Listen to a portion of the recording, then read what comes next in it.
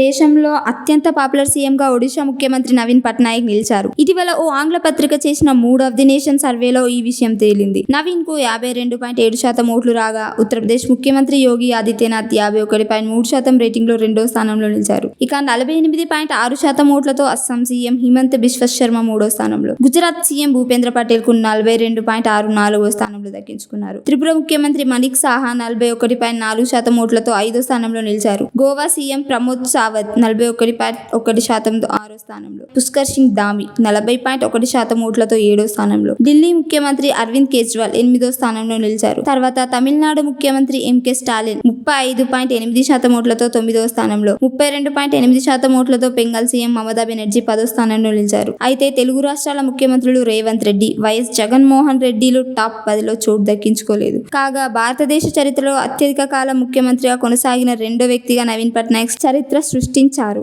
బెంగాల్ మాజీ ముఖ్యమంత్రి జ్యోతి బసును వెనక్కి నెట్టి ఆయన ఈ ఘనత సాధించారు. మన దేశంలో అత్యధిక కాలం ముఖ్యమంత్రిగా పనిచేసిన రికార్డు స్కీమ్ మాజీ ముఖ్యమంత్రి పవన్ కుమార్ చాంబ్లింగ్ పేరిట ఉంది. 1994 డిసెంబర్ 12 నుంచి 2019 మే 27 వరకు దాదాపు 24 ఏళ్లకు పైగా ఆయన సీఎంగా విధులు నిర్వహించారు. నవీన్ పట్నాయక్ 2000 మార్చి 5న తొలిసారిగా ఒడిశా ముఖ్యమంత్రి అయ్యారు. 2024 అసెంబ్లీ ఎన్నికల్లో బీజు జనతాదళ్ విజయం సాధించి పట్నాయక్ మరోసారి సీఎం అయితే భారతదేశంలో అత్యధిక కాలం ముఖ్యమంత్రి కొనసాగిన వ్యక్తిగా రికార్డు సృష్టిస్తారు.